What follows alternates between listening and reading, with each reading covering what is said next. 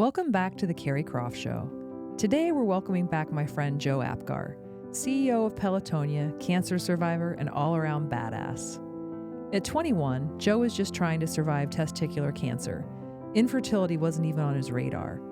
But as life moved forward, he was hit with the quiet reality. Cancer hadn't just changed his body, it also changed his path to parenthood. In this episode, Joe opens up about navigating male infertility after cancer, what it's like to hear the words undetectable sperm count, and how that truth shaped his relationships, his sense of identity, and his hope for becoming a dad. It's honest, funny, emotional, and filled with the kind of wisdom you only get from living it. Whether you've faced infertility, love someone who has, or just want to hear a good story about strength, vulnerability, and figuring it out along the way, you're going to want to listen to this one. Start your journey to parenthood with Pinnacle Fertility Ohio. We offer IVF, surrogacy, genetic testing, and more, accepting all insurances and offering flexible payment plans. Your dream of parenthood begins with Pinnacle Fertility Ohio's immediate affordable care. Book now at rgiohio.com. Ready to elevate your self-care game? Boss Gal Beauty Bar is a modern med spa offering everything from cosmetic injectables, lasers and microneedling, to medical-grade facials and skincare. Conveniently located in Clintonville, Grandview, Powell, and Easton, making self-care a priority has never been easier. Use code CROFT for $25 off your first visit. Summer's coming in hot, but is your skin summer ready? Fine lines, sun damage, melasma. If these are cramping your vibe, the Moxie laser at Donaldson will leave you glowing. Nervous about lasering your face? I tried Moxie and it was quick and gentle, perfect for first-timers and all skin types. And my results? 10 out of 10. And if you're a first-timer at Donaldson, mention the Keri Croft Show for $100 off your Moxie treatment. Don't say I've never done anything for you. Joe Apgar, you're back. I'm back. You're back. I know, and your new digs. I was in your house last time. I know. This. You're an OG. Not everyone can say they started from the bottom. They started with me in the at house, my the little office. They started from the house. Now we here. No, and you had a dog that I was like worried the dog was going to come in. Yeah. So yeah, this is an upgrade. And and you we're got back. Kate. And we're back. I know. Can you believe Kate. it? I know. So how are you feeling about my digs here? I like them. Does it make you feel cool, like you're in some kind of cool space? So my brain doesn't like I could never put this together, but I think it's really cool. Thank you. A lot of colors, a lot of like gemstones, a lot of just neat stuff. Where's the art from? It looks like maybe it's from the same artist. Yeah, well, so there's a mishmash going on, but the three paintings there are from an artist, a local artist here. His name's Daniel. Okay. And then these boxing gloves are a girl in Chicago. So I try to support local all the time. Try to do like a quarterly installation. This is fairly new. Okay. So I'm feeling it. I like it. Yeah. I like it. So your world is wild. You are a CEO. Isn't that kind of make you feel like, like you're a CEO? It's kind of fucking cool, right? Yeah, it doesn't make me feel any sort of way. I mean, I feel proud just because of our organization and the impact our organization has. But yeah, but you're a CEO. You're like, I'm Joe, the CEO. I know. It's fucking cool, dude. It's yeah. I mean, it's fun. It's a lot of pressure. It's a lot of fun. It's you get to engage with incredible people, and I think get the opportunity to share my story and hear other people's stories on a daily, weekly basis, and it's inspiring. I get to do really inspiring work. I get to meet. I've always been passionate about young people, that have gone through cancer, and because I went through cancer when I was young, and I think it's just fascinating to like see what people who've gone through something like that are doing with their lives, and it's such a sort of crucial moment. And I think I've never met someone at any age that had gone through cancer that it didn't inform the rest of their life in some way, in a really positive way. I can imagine. Yeah. And so we're here today to talk about infertility. Yes. And it's funny how, and I've said this a million times, but I am a huge believer in energy in the universe. And there is this whole intangible network that happens around all of us. And this is another example. I was doing this series and I thought of you because I'm like, man, Joe, he told his story. He's a male. It's so impactful. And then I kind of got busy and you DM'd me and said, I need to see your new space. I wanted to see the new digs. And I was like, okay. But isn't that funny how all that works out? Because it's like, you probably saw that too. And we're like, I'd love to, subconsciously. And now here we are. I know. Well, I saw your Instagram story and thought, Yours was the first podcast I think I had shared like that part of my cancer story at any real depth. Yeah. I think it was one of the first conversations on your podcast about that topic and just being a male, and this topic doesn't always get a male voice. And so I remember like finishing that podcast, and I went home and my wife's like, "Oh, how was the podcast?" And I was like, I had the chance to talk about infertility for the first time, on a real platform. And so it was cool. Yeah, and I'm so thankful that you are doing it again, because for the people who maybe didn't watch the first podcast with you, let's tell them a little bit about, so you're in college, you get diagnosed, and let's focus on sort of when you realized that you weren't going to be able to have kids biologically. Kind of start with that. Yeah, so it sort of started quick. So I was 21. I was in my last semester of college. I get diagnosed with testicular cancer. So I got diagnosed on a Friday night, and I had surgery 12 hours later on a Saturday morning. So a surgeon had come up from Washington, D.C., and it was this really quick thing. And I think the thing I wish looking back was that I had gotten a second opinion and pressed pause, and because I think things could have turned out, differently. And so, what happened is I had this first surgery, and then I was in the hospital recovering for a few days, leave the hospital, and I come back sort of for a 1-week checkup of, how's the sutures doing and the staples and all this stuff. Doctor leaves and a nurse comes in, and she says, have you thought about sperm banking? And I said, nope. Never even heard that term before. I'm a 21-year-old college kid, is the last thing I was thinking. And she said, well, with your type of cancer and the treatment, it's something you should sort of think about and read about. And sort of just left it at that. And so I was at Penn State. So I was in State College, which is dead center, Pennsylvania. Made a few phone calls, did a little research online, talked to my parents, and it was sort of just something we were like, I guess we should do this because it was suggested. There wasn't really it was not a thoughtful conversation like, you should do this and here's why.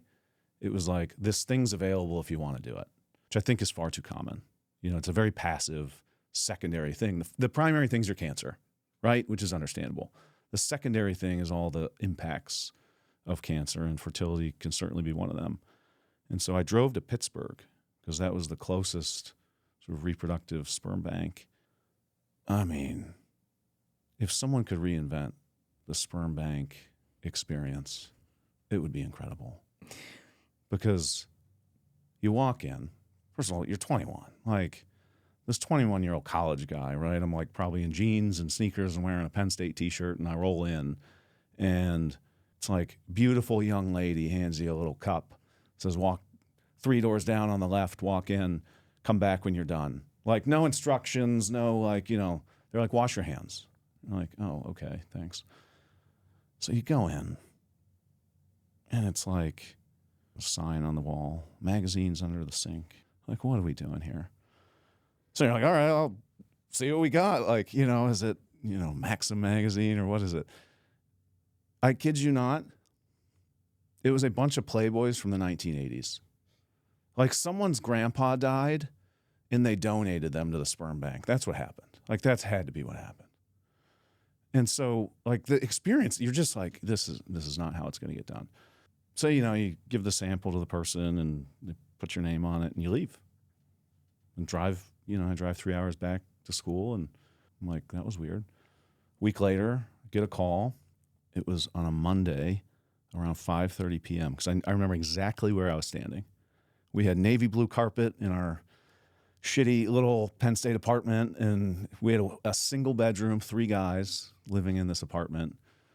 The place was always a mess. I remember exactly where I was standing, and I answered on my BlackBerry Pearl. Remember those? And answer on my BlackBerry Pearl. Hey, this is, so-and-so from, Pittsburgh, whatever, reproductive center. Your sperm count is undetectable in the sample. Do you want us to store it? Because that's also part of it, right? Is the testing of it and then the storage of it. Do you want us to store it? And I was I don't know.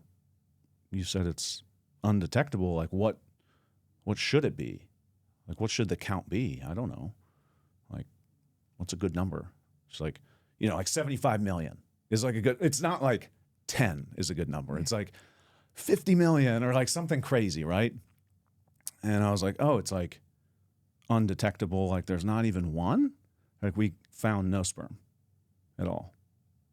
And I was like, is that a failed test? Like, did I do something wrong? Right? Like, and you got to remember, I still have cancer. I had just had surgery.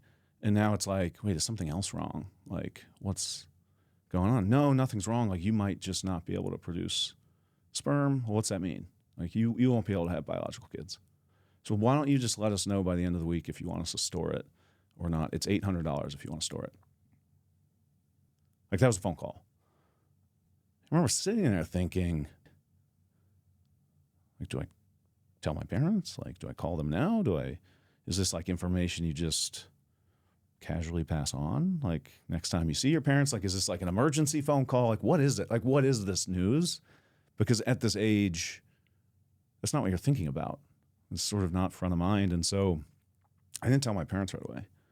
So I told my parents like the next time I saw them, which was a few days later, and said, oh, I got the results from, the sperm bank, and they said it was undetectable, and, they asking me if I want to store it. It was interesting. My parents, most supportive people in the world, they're like, how do you feel? I said, I don't know how I feel. Like, I don't know how I'm supposed to feel. I don't know. I know it's not a good thing, but I didn't feel like this sense of loss in the moment because I was still sick. Like I was still dealing with cancer, and this was like the secondary thing. Like I still hadn't gotten through the primary thing. And so it was one of those things that didn't like settle in right away. And so that was sort of the moment and sort of the period in which I think I realized some version of the future just shifted. And it's like, that's like the grief part, I think, or like the sense of loss. And I think it happens in a lot of different areas of people's life, right? Like you get some piece of news that just alters like this future vision that you had in your head. It's not necessarily good or bad, right? It's like just change. People don't fear change. Like people fear loss. Like that's what I think stresses people out. I was still seeing it as change, not loss in that moment. And the additional context is my dad's adopted.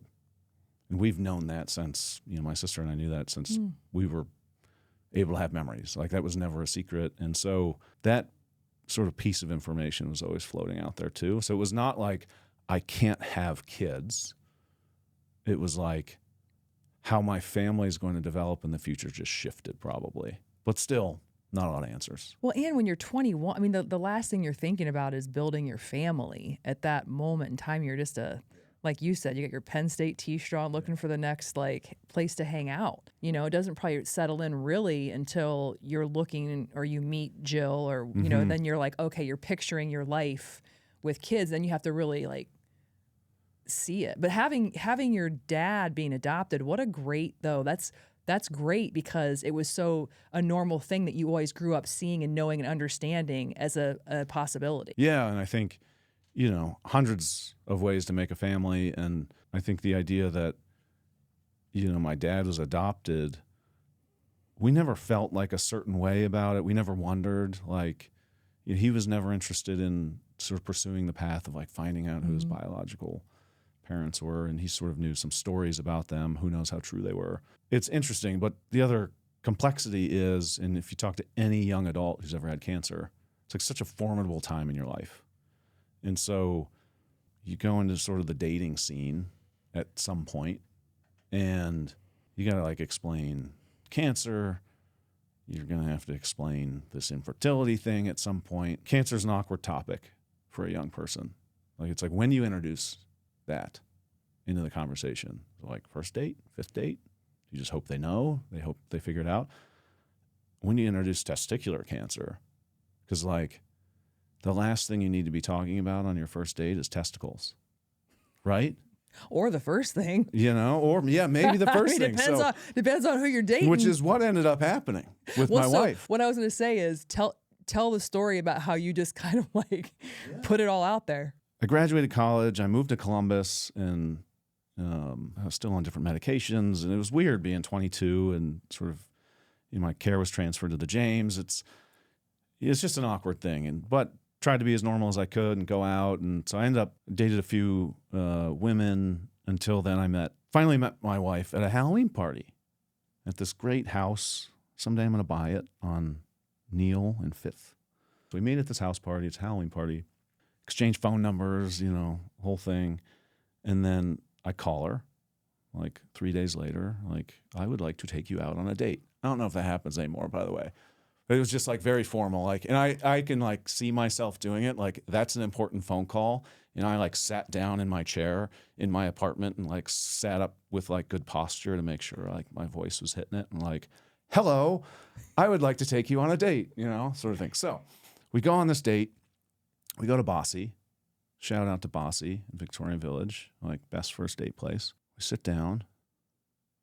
I just looked right at her and said, I have a whole bunch of stuff I'm about to tell you because I just want to get it out of the way. Like, I really like you. I can like tell like there's good energy here, but we got to get past like a few things.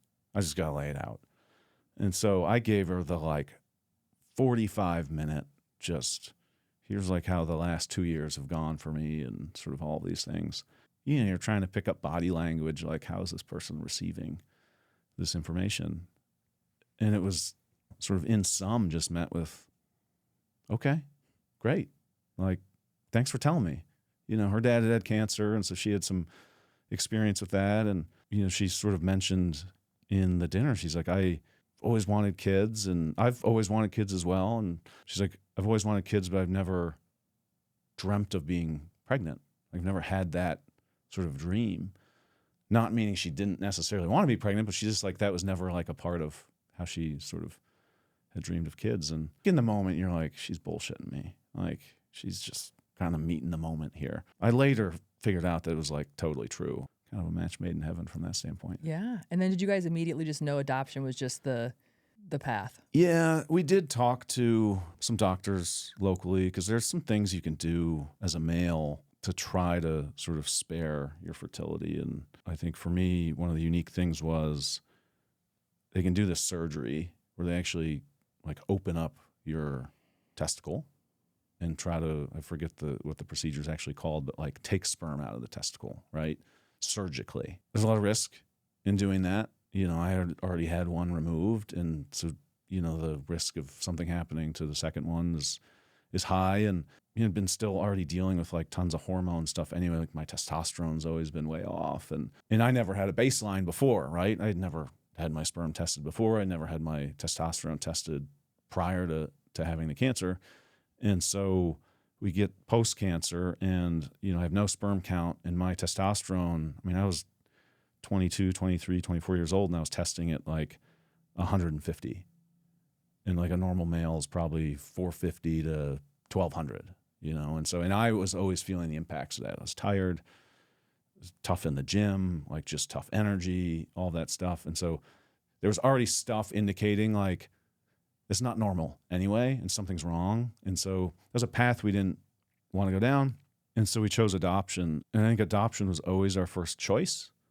And we wanted to like close the door on the biological piece by meeting with those doctors. Mm-hmm. And we learned a lot too. Like, it was really interesting from a scientific standpoint, all of the different ways you can approach infertility, which you've covered, on this podcast, the scientific miracles that can happen right now, as a result of research and just the amazing feats of medicine is pretty incredible. But adoption was our first choice. And so we started down that path. And Cora's how old? She's 6.5. How is she doing? She's awesome. She's so cute. I just saw that photo of you guys that's a tearjerker. The one you're like singing to her and like it's like a framer. It's like one of those you look at and you can almost feel the movement in the photo. Yeah, she's awesome. She's 6.5. She's in kindergarten. We have a new dog, so I don't know if she's like a dog sister or a dog mom, whatever she calls herself, but her dog. She named the dog Annie. Dog's like her best buddy. She's got some awesome friends. She loving school. She's got great teachers, great friends at school. She loves dance. So she dances. She's into softball. She's everything, you want for a 6-year-old. She's She's got it. She's a ball of energy. She's happy. What are the questions from her at 6? Like, how is it starting to sort of manifest? Listen, nobody loves laundry day. But thanks to the Fluff, laundry is officially off your to-do list. Just schedule your pickup on the Fluff app, toss your dirty clothes in any bag you've got, and leave it on your front porch. The Fluff handles the rest, returning your laundry fresh, folded, and in our reusable vinyl bag in just 24 to 48 hours. Flat rate pricing means you stuff the bag full, and yes, pickup and delivery are totally free in Central Ohio. Use promo code Keri for 20% off your first order. P.S. Ask about our monthly subscription to keep life simple and your laundry done. Hey, Maria Milligan here with RE/MAX Premier Choice. Being a realtor here means being part of a community. I'm more than just a business card. I'm someone you'll see around town. I build trust with my clients because I care about this community and the people in it. Ready to take that next step? Let's do it together. Text me at 614-314-1355. Who says you need a special occasion to feel like a celeb? I mean, stress is real. Life is busy. And your scalp? Yeah, it deserves some love too. That's where Headspace by Mia Santiago comes in. Treat yourself or someone who deserves it to a luxurious scalp treatment and a killer blowout or cut, because nothing says main character energy, honey, like a fresh style from celebrity stylist Mia and her team. And because we love a good deal, mention the Keri Croft Show and get 20% off your service or any gift card for somebody in your life that you love. Headspace by Mia Santiago, because great hair days shouldn't be rare. Yeah. It's not questions because we have an open adoption. Yeah. I can share just a little bit about like that process because it's really interesting how we came to it, and we didn't start at an open adoption. So Nationwide Children's actually has a course. It's called Adoption Academy. It's 8 weeks long. It's like every Monday night for 3 hours, and you just learn everything about the adoption process. And a couple people had recommended that to us. I mean, you learn everything from the different types of adoption, through foster care system, private adoption, international adoption, all these things, to if you're going to adopt, you got to go meet like a pediatrician. And you got to do these things in advance because you can't just show up one day and be like, oh, we need a doctor now for the baby. And so you sort of learn all those things, the money aspect of it, all that stuff. So we start in Adoption Academy thinking, let's do an international adoption because we don't want to deal with complexities of knowing too much. That was sort of our initial thought, that was the simple path. And it was really interesting because after 3 or 4 weeks, we could both sort of feel ourselves changing our mind about international adoption. There's some complexities with international adoption. So there's some countries who won't let parents adopt if one of the parents has had cancer. So just full stop. You've had cancer. Sorry, you can't adopt from our country. We were like, oh, but I'm healthy now. It doesn't matter. You had cancer. It could have been 50 years ago. You had cancer. You can't adopt from this country. And other medical things that sort of prevent. But that wasn't what changed our mind. What changed our mind was we had a couple over, and people are always so generous with their network. And so, we had shared that we were starting to pursue adoption and starting to do the paperwork and all this stuff. Some friends of friends said, you should meet this couple. They live in UA. You should meet this couple. And so I reached out and said, hey, would you and your wife want to come over for dinner? We've never met, but here's how we're connected. Would you guys want to come over for dinner? We'd love to ask you questions about your adoption journey.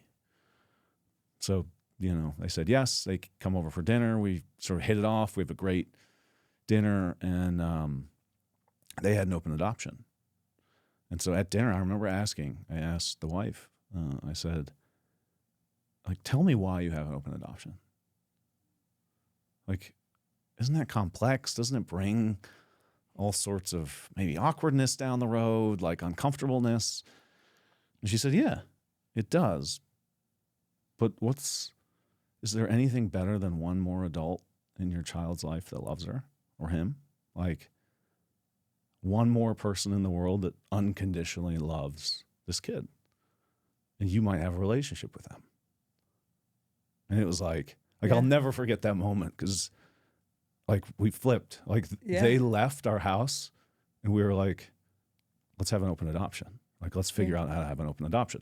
We ended up pursuing our adoption with a private agency. So we wanted a private domestic infant adoption. That was our goal. So we actually went with an organization called Just Choice, which is run by this amazing woman, Molly Thomas, here in Columbus. And her expertise is actually same-sex couple adoptions.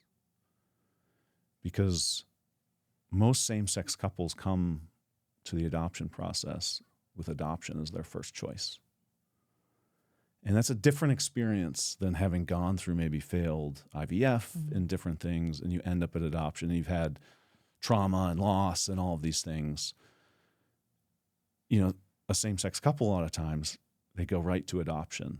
And, like, it's just a different experience. And we were sort of similar, right? We were coming sort of as our first choice. So we go through the process. The process is long and hard, and it's, like, intrusive. And they're like, you know, the state wants to know how much money you have, and like the fire department comes to your house and they're like, you got to make sure there's a fire extinguisher between the oven and the door of your house. We're like, what? Like, you got to make sure there's a plan on your wall, an escape plan. We're like, for the baby that can't read? Like, what are we doing here? And these are just the rules, right? So you get through all the rules. And it's like so funny. Who makes the rules? Get through the process. We get home study approved. And then, you know, you put together a book of like your family and what you're about. And because it gets shown to prospective birth mothers who then choose, you know, I want to place my, you know, son or daughter with this family. And then, you know, you would meet and all that stuff. And it can be a long process. It can be 2 weeks, it could be 2 years, it could be 5 years. And we went about 6 months and weren't hearing much. It's interesting emotionally because you feel judged, right? And then kind of in the worst way, like someone's not choosing you. Like, you know that there's people that are looking at that book of me and my wife, pictures on the front, like we had pictures taken, like all this stuff. Like, someone's not choosing you. I was like, why? And like, you don't know why. And the reason people get chosen is also can be silly. It's like, oh, there was a dog on the front cover and I always wanted a dog, so I'm going to choose this family. So there's no rhyme or reason, but you still feel really judged. We had these pictures taken by a photographer and with the little sign, you know, like with the letters, and it's like, we're adopting, like date TBD, whatever. And we decided to post it on social media. So our social worker had said, look, you guys know a lot of people, like social can be sort of iffy with this stuff, but you might just consider posting it. So my wife posts a picture on Facebook and Instagram. It's probably still on there, actually.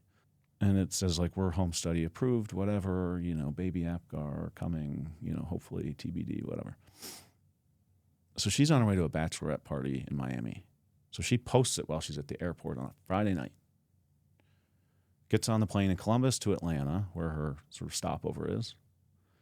Gets to Atlanta. She's got a voicemail. Turns on her phone. She's got a voicemail. Unknown number. Hey, this is, you know, so-and-so. I heard you're interested in adopting. I'd like to talk to you. So red flags go up because there's a lot of scams in adoption because there's money involved, and anywhere there's money, there's scams, right? So she calls me and she's like, I don't know what to make of this. And I was like, I don't know. They left their number. Like, just call back. Like, I'll call for you if you want. Like, so she ends up calling. It was a OBGYN in Gahanna. He was late to Friday night family dinner at a restaurant with my old roommate in Columbus. So the OB that had called Jill and the father were partners in a practice, and they were celebrating the father's birthday at a restaurant with the whole family. So the OB was my old roommate's brother-in-law. And my old roommate and I, he met his wife the night before I met my wife. both at Halloween parties. So he comes to dinner late. Why are you late? You'll never believe this, but a young woman walked in with her grandmother as we were closing. And she's 36 weeks pregnant. And she's perfectly healthy. And I don't know what to do. Because normally, this gets turned over to the state. Normally, it's not this clean. Normally, there's other sort of issues involved. She's like, she's fit, she's healthy, the baby's healthy. And so his wheels are spinning. My old roommate, Calvin, and his wife show David the picture and the story. So he called, like at dinner. On Monday, we met the birth mom in a conference room, sort of arranged at their practice. So in the conference room, it was Cora's birth mom and her grandmother, the birth mom's grandmother. I've never been more nervous in my entire life. Like anticipation, we sit down, we end up talking to him for a couple hours, learned so much, like such a wonderful family. Cora's birth mom is such a wonderful person. 2.5 weeks later, Cora was born. We were in the hospital. My wife cut the umbilical cord. She was in the delivery room. I was outside eating a sandwich. The chime like rings in the hospital. I was like, I bet that's it. I was like, I bet they'll let me in any minute. And turns out they got a few things to do before they let someone like me in there. And it was wonderful. And the story's like crazy because our birth mom's grandfather was also a cancer survivor, and we shared an oncologist. Like, there's like all these crazy connections, and we had decided that we wanted a relationship with her. And she decided she gets to choose that too. She decided she was open to a relationship with us. And so we had them over for brunch. So Cora was born December 17th, and we had them over for lunch or brunch maybe like January 2nd or something. And we had taken Cora home from the hospital, and there's a lot of complexities in it. Like, Cora's birth mom put Cora Grace Apgar on the birth certificate, which is not normal. Like, a lot of times in an adoption, it will just say, the original birth certificate will say baby, then last name of the birth mother, and then you have to go get it changed. It's like the original birth certificate says something different then. And she put like our name on it, which is like a simple thing, but like amazing, right? We've had this open adoption. We've had a picture of Cora and her birth mom immediately post-birth. Cora's birth mom holding Cora in her hospital gown, and Cora wrapped in one of those blankets that they seem to still use from like 1925. And there's like a framed picture. And from the day we brought Cora home, we've always just told her, you grew in birth mom's belly, and you grew in our hearts. She's just always, and she asks about her. Jill and Cora went and met up with her birth mom, and she now has a son of her own. They met at the park a couple weeks ago. My wife and her text periodically and share pictures and all this stuff. The coolest moment happened a few years ago. I forget which year it was, maybe 2022. Cora's birth mom was getting married to this great guy, not Cora's birth father.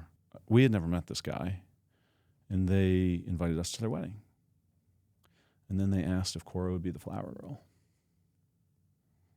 And we were like so honored, but there's a lot of dynamics there. And so we went to the wedding, and Cora got to be the flower girl, and it was like such a cool experience for Cora and her birth mom and family, and like our family.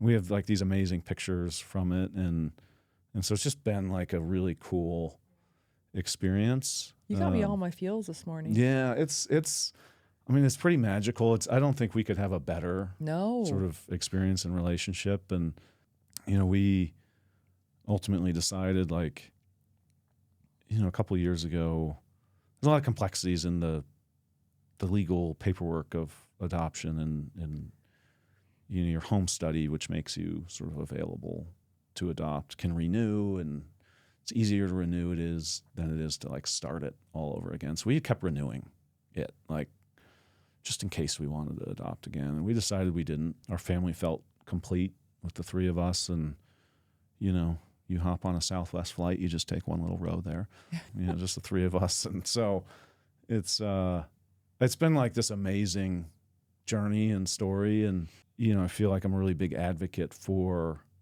adoption in whatever form it takes. But I sort of later learned, I think before Cora was born, but like well after Jill and I had started dating and sort of became serious, I went through this period of that I actually started to get retested, my sperm. So I probably went like 8 times.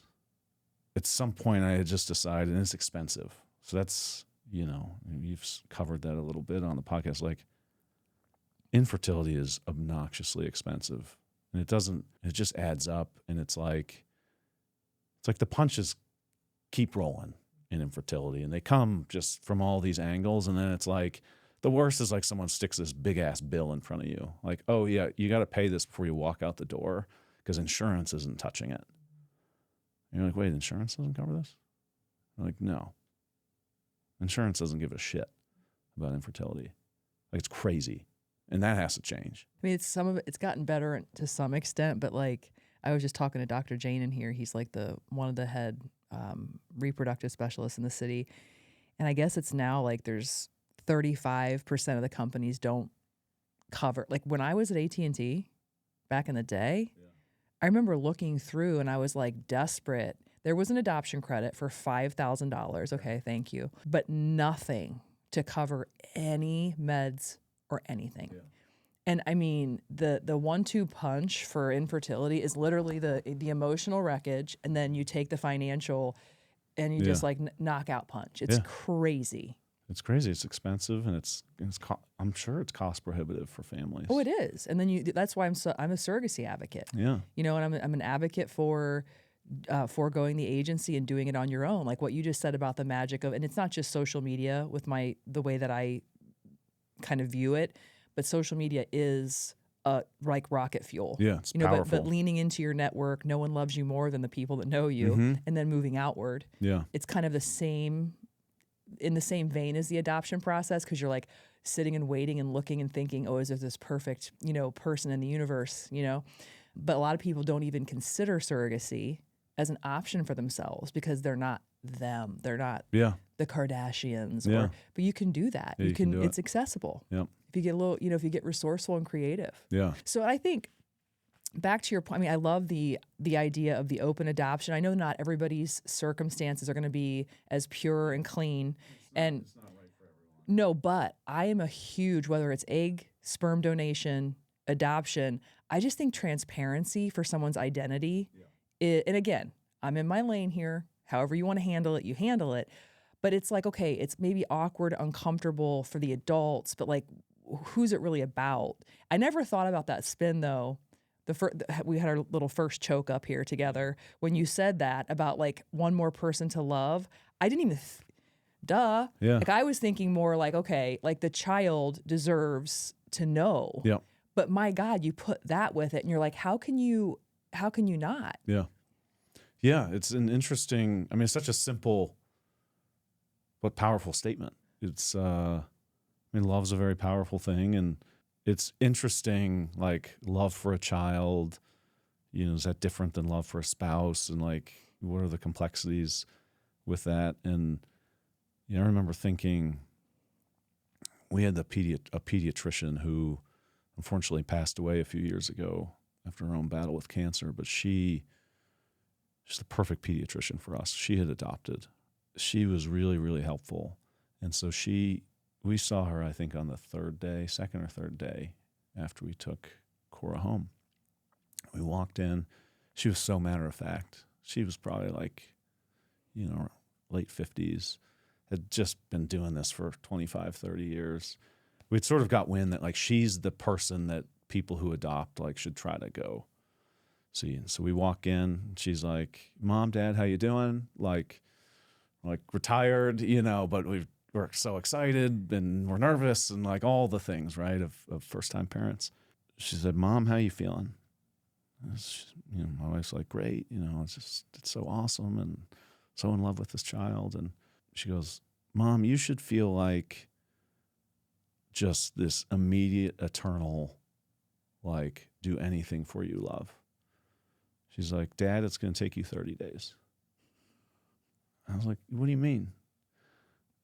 She said, you think you love, have this unconditional love right now, and you do. She's like, in 30 days, it'll click for you. She's like, it happens with she's like, I watch it with the moms and the dads.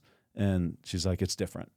And like at day 30, like you go back like for the month checkup, and she's like, how are you doing? And I was like, it clicked. Mm-hmm. Like, I would do anything for this little girl. And so it's been fun. It's been such a experience. I would do anything for Cora. I do think, I was talking earlier, like I had gone through this period where I was going to like the sperm bank mm-hmm. to get tested. And I wasn't going to get tested because I was hoping to have biological children. I was going to get tested because I wanted to see if the thing that I thought was wrong with me fixed itself.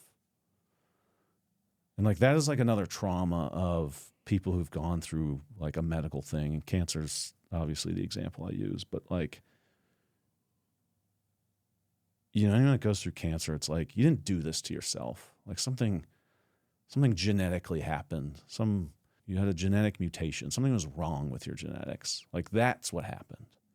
And then you have this other thing happen that was like something was wrong with me again. I was like, did that thing that was wrong with me get fixed? Like that's what I always wanted to know. Mm-hmm. Like, and maybe that's like the successful, like type A, got to have every box checked and all this stuff. And I remember talking to one of the people in the reproductive facility, and she's like, why are you, like, is a doctor sending you here? Like, why do you keep coming here? And I'm like, I want to see if like this changes. Like if my body will like figure itself out. And had a really nice conversation with her, and she's like, this like it has nothing to do with like if something's wrong with you. Like quit thinking about it that way. Like you're not broken, right? So then I just stopped going. Why am I doing this? Like it's like causing my own head trash. It was like I wanted to keep going back, and I'd walk out of there and be like, nope, like still got no sperm count. And I just finally settled on like it doesn't matter. Like nothing's wrong with you. But to hear that from a male perspective is so powerful, because you hear it from every woman that sat in your chair during this series. There's an element of that is that I'm broken. Yep. There's something wrong with me. You have this insatiable desire and need to figure out what is wrong with you mm-hmm. and what has gone wrong in your body. I mean, and 99% of the time it's from the female. Yeah. Yeah, we talked about that the first time we talked. It's like if you just scanned a room full of couples, and you 100% of the time you'd go, oh, they have infertility. Like it's not the dude, right? So there's just like this weird assumption that like, it's never the guy. And that's why I've talked about it before and started on your podcast. I've had a lot of different chances now to sort of share like this part of my cancer story. I've met a number of people who, similar situations to me or close enough where, they figured out it was like male infertility. There's a sense of guilt from the male side.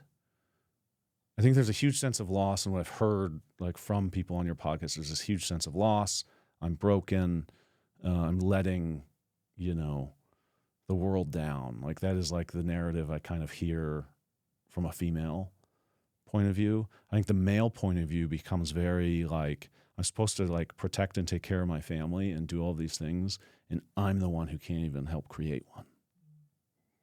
Like I'm at fault. Yeah, and you have there's a masculine angle where it's it's so much more difficult, I think, for a man going through. I mean, it's very, very hard for women, don't get me wrong, but I just think the man gets like, it's just very hard for a man to open up and be vulnerable about such a traditionally masculine. And so Chad Underwood, who was in here too, and he had opened up, he was talking about that and the way people talk about like, oh yeah, you know, the real bro culture around like getting your wife pregnant and like the things guys say and like it's all this, you know, puffing your chest out. So it's so important that men, because there's so many going through this alone, see Chad. Yep. You know, because I know I give my men a hard time on here, but I love y'all. I love y'all. I really do.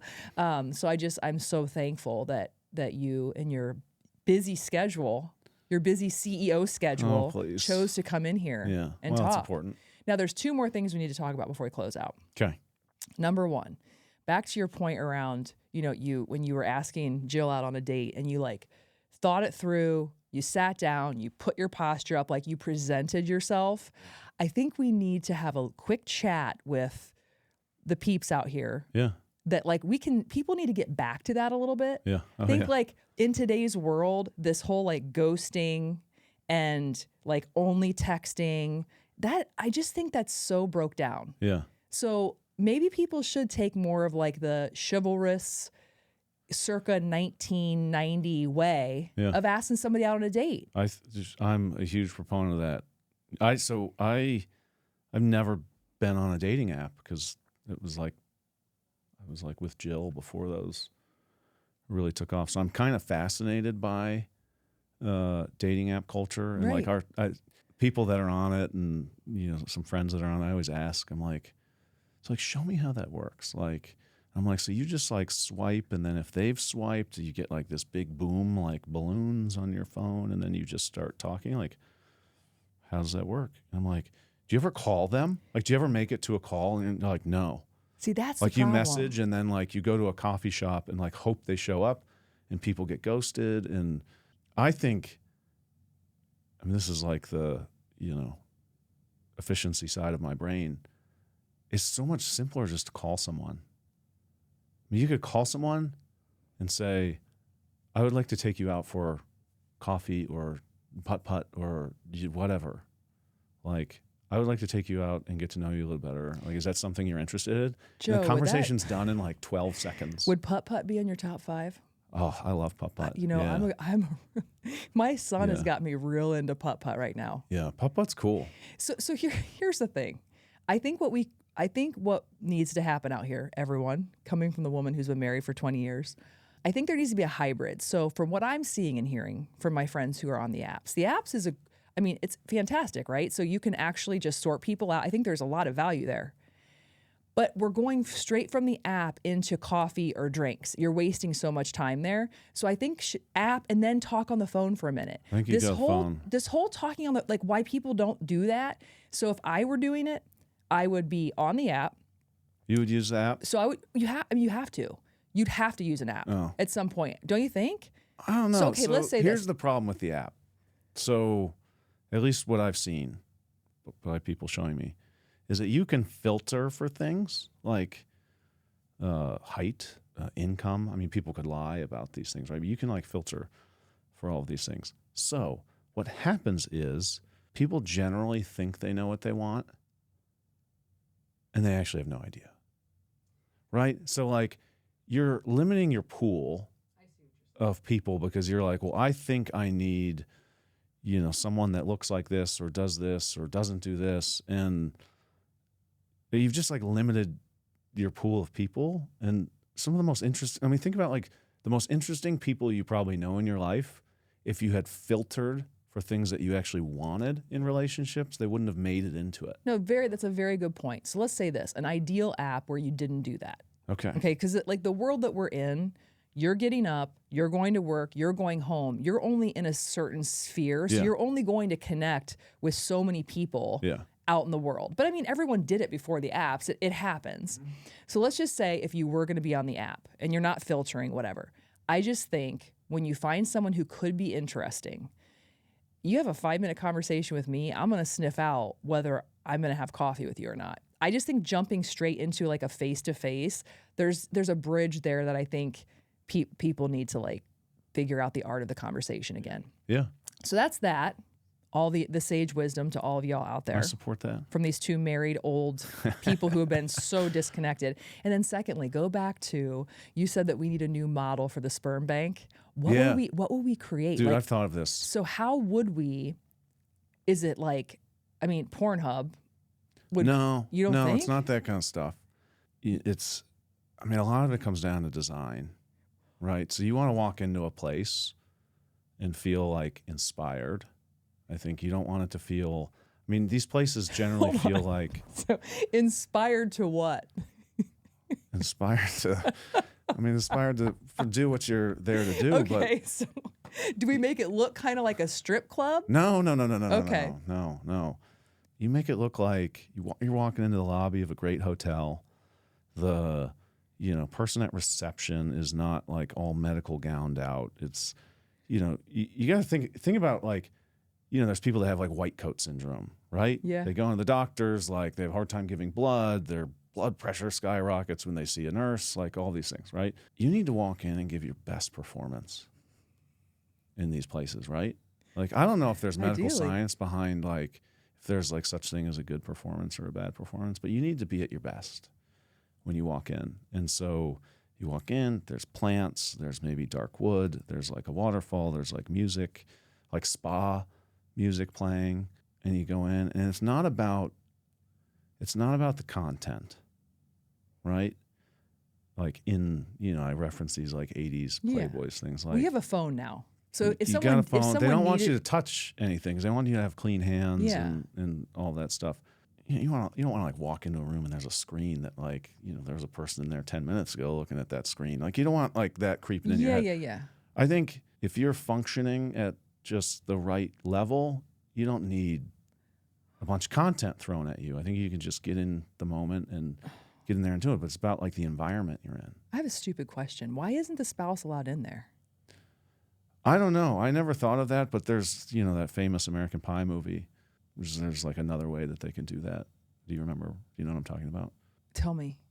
It's called this. See, now we're going to get really vulgar. That's on okay. this I can thing. always I edit think it out. it's You're called milking you're the CEO. prostate. Oh yeah. Do you remember that scene? Yeah. Yeah, it was Stifler. Yeah. Why couldn't the spouse come in? Because it's like too like raw, like you're having like a couple in there doing something. Like what's the difference between that and having like is it like illegal or something? I don't even understand. I don't know if it's a sanitary. We need to deep dive here issue. because I think that we've found an open space in the market. Yeah, I think you could make this place very cool, very inspirational.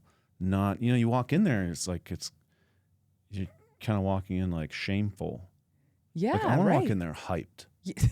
Like, and like I'm serious. Like you want to be greeted.